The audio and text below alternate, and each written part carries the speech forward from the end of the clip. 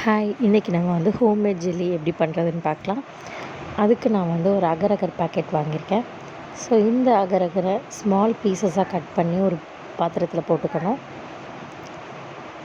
Next அதுக்கு வந்து ஒரு 1/2 லிட்டர் தண்ணி ஊற்றி அதை நல்லா பாயில் பண்ணணும்.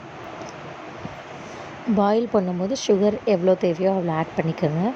சுகர் கொஞ்சம் எக்ஸ்ட்ரா ஆட் பண்ணிங்கன்னா தான் ஜெல்லியில் நல்ல ஸ்வீட்னஸ் கிடைக்கும்.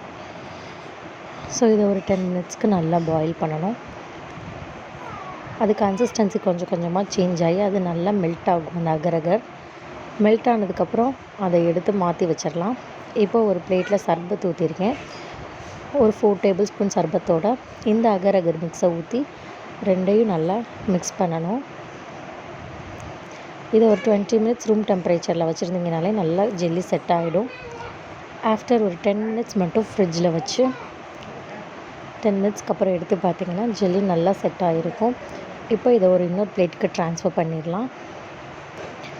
ஸோ ஒரு சிம்பிளான ஈஸியான ஹோம்மேட் ஜெல்லி வந்து ரொம்ப ஈஸியாக செஞ்சிடலாம். ஸோ இதை வந்து நீங்கள் சர்பத் வந்து நான் வச்சு செஞ்சுருக்கேன். நீங்கள் வந்து beetroot juice or carrot juice அந்த மாதிரி ஏதாவது ஒரு சிரப் ஆர் ஜூஸஸ் வச்சு செஞ்சுக்கலாம். ஸோ எப்படி இருக்குன்னு கமெண்ட் பண்ணுங்கள்.